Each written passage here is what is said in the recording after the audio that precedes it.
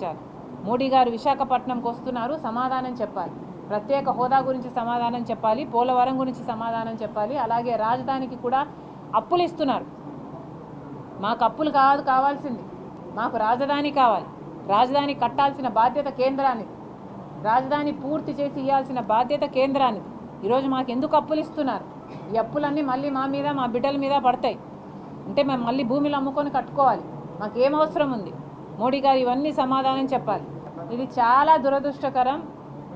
YCP పార్టీకి నాయకుడిగా ఉండి కూడా జగన్మోహన్ రెడ్డి గారు ఇంత వయలెంట్ వ్యాఖ్యలు చేస్తున్నారు అంటే నిజంగానే చాలా ఆశ్చర్యంగా ఉంది. ఇది చాలా దురదృష్టకరం.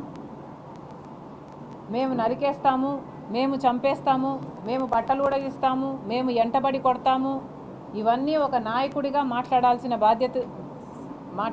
మాటలు కావు. కాంగ్రెస్ పార్టీ దీన్ని ఖండిస్తుంది.